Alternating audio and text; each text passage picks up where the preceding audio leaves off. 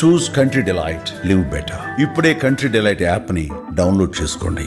ఈ బిజినెస్ ఏదైనా మీ ఊర్లో ప్రమోషన్ చేయాలంటే అది సుమన్ టీవీతోనే సాధ్యం. ఇప్పుడే సంప్రదించండి. Welcome to Suman TV. నేను మీ చందు యాదవ్. నిన్న రాత్రి విశాఖలో పాత తగాదాల నేపథ్యంలో ఒక వ్యక్తిని అత్యంత కిరాతకంగా పాశవికంగా కత్తులతో పొడిచి చంపారు. లాస్ట్కి అయితే నాని కోల్పోయాను సార్.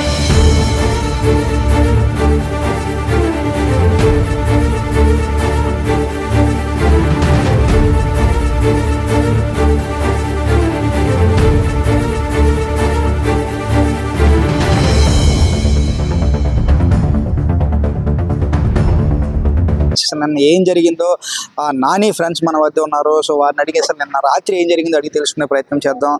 మీ పేరు? సాయి రోహిత్. సో రోహిత్ మీకు ఏమవుతాడు? Rohit friend sir. ఫ్రెండ్ చిన్నప్పటి నుంచి. సో నిన్న రాత్రి అసలు ఏం జరిగింది? లోహిత్ అంటే ఈవినింగ్ 4 o'clock వచ్చాడు సార్. వచ్చేసి మళ్ళీ ఏమంచో తన్ని ఇంటికి పంపిస్తాం. మామూలుగా తను అలాగో మాటకు వస్తున్నాడు అనేసి ఇంటికి పంపించాం. సెకండ్ టైం వచ్చినప్పుడు మేము వాళ్ళ మమ్మీ ఫోన్ చేసి జాగ్రత్తగా ఉంచండిరా లేదంటే పంపించండి అంటే నేను ఆయన పంపిస్తాను సార్. అయితే ఆడు వెళ్ళిపోవడం మేమైతే చూసాం. వెళ్ళిపోయాడు అనేసి వెళ్ళిపోయిన తర్వాత తను మళ్ళీ ఎప్పుడు వచ్చాడో తెలియకపోతే మాకెవరు మా రాము అనే ఫ్రెండ్ అమ్మంచో ఇలాగ నానిని పొడిస్తారా అని చెప్పగానే మేము పరిగెట్టుకొని వెళ్ళాం సార్. వెళ్ళిన తర్వాత వాళ్ళకి మరి అవతల అప్పటికి మాకు ఎవరో తెలియదు, ఎవరు పొడిచారు అనేది కూడా మాకు తెలియదు. అయితే గబగబా రాము నేను ఇంకొక 2 అబ్బాయిలు కలిసి హాస్పిటల్కి వెళ్ళిపోయాం. తర్వాత మేము వీడియోలో చూస్తే దాంట్లోని శ్రీరామ్ అనే అబ్బాయి ఆడు మాతో చిన్నప్పుడు తిరిగేవాడు. నానితోని మాతోని చిన్నప్పుడు సినిమాకి వెళ్ళడం ఎక్కడికైనా వెళ్ళడం మాతోని చేసేవాడు. అయితే ఇక్కడ మరి తనకి దీనికి అయితే ఏ గొడవలు లేవు సార్.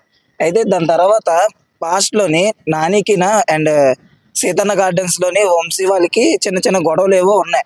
చిన్న గొడవలు కాస్త ఒకసారి ఏంటంటే చాలా పెద్ద గొడవ అయిపోయింది. పెద్ద గొడవ అవడంతో వాళ్ళు ఏమంచో వీడి మీద కక్ష పెట్టుకోవడం, వీడైతే ఇంకా అవతలను వదిలేసుకున్నాడు. ఆడు ఎప్పుడైతే మామూలుగా ఒక దీని మీద ఇష్యూ మీద లోపలికి జైలుకి వెళ్ళి వస్తాడో ఇంకా ఆడి మీద ఇష్యూ వదిలేసుకొని ఫ్రెండ్లీగా అంటే అవతలోడు పగవాడైనా వాడు ఫ్రెండ్లీగానే చూస్తాడు. ఇప్పుడు వంశీ అన్నోడికి మొన్న రీసెంట్గా చెయ్యి ఎవరో ఇరగ్గొడేస్తే పోనీ ఇప్పుడు మన ఇద్దరికి ఏవైనా పగలుంటే మనం మాట్లాడుకోం. కానీ ఆడికి ఏంటంటే అవతలోడికి ఏది జరిగిందన్న వెళ్ళి అడిగాడు ఏమైందిరా అనేసి. కానీ అది ఆ మంచితనమైనా చూసుకొని వాళ్ళకి కొంచెం కనికరం ఉంటే ఇవి ఏది చెయ్యరు సార్. కానీ నిన్నటి రోజున వీళ్ళందరూ కలిసి ఆడి మీద టార్గెట్ చేశాడు. వాడు మట్టుకు వాడు సింగిల్గా పైన అంటే మాదర్ బస్ స్టాప్ నుంచి ఇంటికి వెళ్ళిపోవడానికి అదే బిర్లాకి రావడానికి వచ్చేస్తున్నాడు. వచ్చి రాగానే కానీ ఆ టైంలోనే శ్రీరామ్ అన్నాడు ఆడనెళ్ళి అంటే మెడ పట్టేసుకొని వెనక్కి తీసుకెళ్ళిపోయి వాడే ఇలా పోట్లు పొడిచిన తర్వాత ఇంకా వాడేమో బెదిరించడం ఎవడైనా వస్తే ఆడిని కూడా చంపేస్తాను అని. అలాగా ఆడి మళ్ళీ నాని కొంచెం మొండి సార్. ఏదైనా ఆడికి 2-3 దెబ్బలు పడినా కూడా లెగిసి అవతల శ్రీరామన్నోని కొంచెం దూరం చేసుకుంటున్నాడు. అంటే అవతల ఆడి దగ్గర నుంచి తప్పించుకోవడానికి. కానీ అవతల ఇంకో 2 మనుషులు వచ్చి దారుణంగా పొడిస్తారు సార్. పొడిచి పారిపోయారు. వాళ్ళు మరి ఎవరు పొడిచారు అనేది మనకు కన్ఫర్మ్గా తెలియదు. అయితే పారిపోయిన తర్వాత ఈడేమంచో లెగిసి ఇలాగ వచ్చేసిన తర్వాత ఎక్కడ కరెక్ట్గా SFC అని అక్కడ హోటల్ ఉంటుంది. హోటల్ దగ్గర పడిపోతే ఈ అబ్బాయి చూసి రాము అనే అబ్బాయి చూసి మాకందరికి మేము కిందన అప్పటికి ఇంటికి వెళ్ళిపోవడానికి డాన్స్ చూసి ఇంటికి వెళ్ళిపోవడానికి చూసినప్పుడు ఈడేమో గబగా పరిగెట్టుకుని వచ్చి చెప్పాడు ఇలా మన నానిగాడికి పొడిస్తారా అని అనగానే. అయితే ఇంకా మేమందరూ చిన్నప్పటి నుంచి ఫ్రెండ్స్ కదా, ఆడు వెళ్ళిపోయాడు అనుకుని మేము వదిలేసుకున్నాం. వాడు వెళ్ళిపోయాడు కదా సర్లే ఇంటికి వెళ్ళిపోయాడులే ఇంకా మనతోనే ఉంటాడు. ఎందుకంటే మాతో ఉంటే వాడు ఉంటాడు కన్ఫర్మ్గా. ఎందుకంటే మేము ఎక్కడికి వెళ్ళాలన్నా మాతోనే బయటకు వస్తాడు. దీనికి వెళ్ళినా ఆడికి ఏ చిన్న ఉన్నా కూడా మమ్మల్ని తీసుకెళ్తాడు. కానీ ఆ టైంలోని వాడు ఒక్కడికి తిరగడం కూడా ఇదిగా ఉంది. ఆ టైం పడిపోవడం ఇంకా మేము హాస్పిటల్కి తీసుకెళ్ళిపోవడం అంతే జరిగింది సార్. డాక్టర్లు ఏమొచ్చో ఇలా క్రిటికల్గా చెక్ చేస్తున్నారు. డాక్టర్లు కూడా వాళ్ళు ప్రయత్నం చేశారు కానీ ఏమంతలాగా అయితే కనబడలేదు డాక్టర్ల దగ్గర కూడా. ఎందుకంటే ఎమర్జెన్సీ అన్నప్పుడు కూడా వాళ్ళు కొంచెం ఆక్సిజన్ టైప్లో ఏవైనా కొంచెం ఇది చేయాలి, కొంచెం ఫోర్స్ అనేది తీసుకోవాలి. కానీ వాళ్ళు ఏంటంటే అటు ఇటు వాళ్ళకు అనేది ఉంటారు కదా క్లయింట్స్, వాళ్ళ క్లయింట్స్ అనేది చూసిన తర్వాత లాస్ట్కి అయితే నానిని కోల్పోయాం సార్. నానిగాడైతే మాకు ఒక వీడియో ఉంది, ఆ వీడియో మేము చూపిస్తాం తర్వాత. అయితే మేము అడుగుతున్నాం ఎవరు పొడిచారు అనేసి కూడా అయితే పేర్లు చెప్పడానికి వాడు కొంచెం గింజుకుంటున్నాడు, ఎందుకంటే నొప్పి ఉంటుంది కదా, గింజుకుంటున్నాడు. అయితే చెప్పబోయేసరికి లాస్ట్ ఒక మామూలుగా కాన్సన్ట్రేషన్ అయిపోతాడు కదా, అయిపోయిన తర్వాత ఒక జలగొట్టగానే లేచి ఎవర్రా అని అనగానే ఇలా బంటి అని చెప్పాడు సార్. బంటి అంటే మేము ఒకడినే శ్రీరామ్ అన్నోడినే పిలుస్తాం, వాడే ఇప్పుడు లోపల ఉన్నాడు, వాడు చేశాడని చెప్పాడు. ఇంకా మిగతా వాళ్ళ పేర్లు కూడా ఆడు చెప్పే దీంట్లో కూడా లేడు, బంటి అని. ఎందుకంటే వాళ్ళందరి పేర్లు చెప్పేంత ఈడికి కూడా నోట్లో రాలేదు, బంటి అని చెప్పాడు. కానీ సీసీటీవీలోనైతే ఎంత రికార్డ్ అయిందో వాళ్ళందరినీ పట్టుకొని ఇంకా ఎన్ని మంది ఉన్నారో వాళ్ళందరినీ లాగేసి మాకు అనేది న్యాయం చేయాలి సార్. నిన్న జరిగినప్పుడు నువ్వు దగ్గర ఉన్నాను అంటున్నావు, అసలు ఏం జరిగింది నిన్న? దగ్గర అంటే ఏం లేదు సార్, నేను నార్మల్గా అక్కడ ఉన్న నార్మల్ శ్రీరామ అబ్బాయి వచ్చి నాని అక్కడి నుండి వచ్చేస్తున్నాడు, నార్మల్గా వచ్చేస్తున్నాడు. నాని అబ్బాయి వచ్చేస్తుంటే ఆ శ్రీరామ అబ్బాయి లాక్కొని వెళ్ళిపోయాడు. వెంటనే ఇద్దరు అబ్బాయిలు చూస్తారు, నార్మల్గా ఆ అబ్బాయి వెనకాల తీసుకుని వెళ్ళిపోయారు. నాకు భయం వేసి ఇంకేంటి అనేసి మా కుర్రాలు వెళ్ళడానికి వెళ్ళాను. అదే మా కుర్రాలు నాని తీసుకెళ్ళిపోయాడు అనేసి మా కుర్రాలందరూ వచ్చినోడికి పడిపోయి ఉన్నాడు.